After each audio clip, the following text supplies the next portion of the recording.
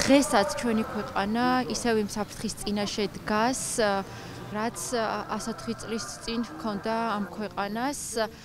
მაშინ 70 წლით ჩვენი ქვეყნის განვითარება შეფერხდა და ჩვენ დღეს ვაპროტესტებთ ისევ რუსულ რეჟიმს ამ ქვეყანაში და დღეს ჩვენი სათქმელი არის ის, რომ არ დავდუმდებით, აღარ დავდუმდებით და ვიბრძოლებთ იმისთვის, რომ ეს ქვეყანა იყოს ნამდვილად დამოუკიდებელი და აღარ ვიყოთ რუსეთის გავლენის ქვეშ.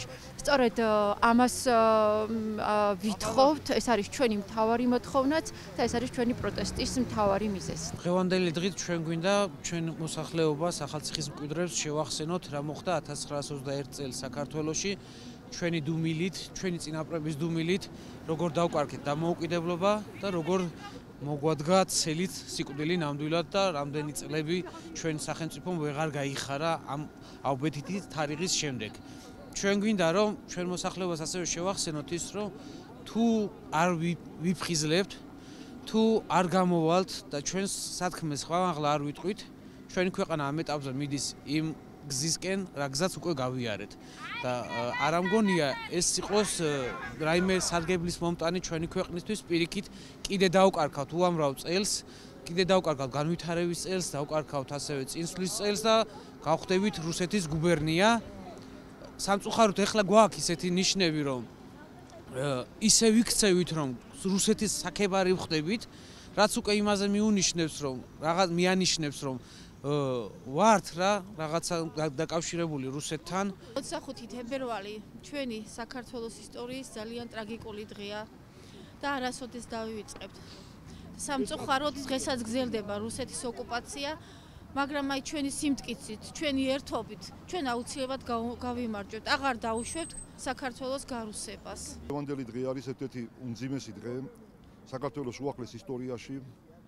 საქართველოს დამოუკიდებლობის იმ ხანმოკლე დამოუკიდებლობის ისტორია დასრულდა 25 თებერვლით და აი სიმბოლურად მაქვს მოტანილი ეს ლოზუნგი დღეს, ასე ვთქვათ, შემოდიოდა სიკვდილი ცელით და ეს არ იყო მხოლოდ და მხოლოდ ერთჯერადი სიკვდილის აქტი და ეს არ იყო მხოლოდ და მხოლოდ 25 თებერვლამდე ან 25 თებერვალს შეწირული გმირების სიკვდილით დასრულებული მოვლენა.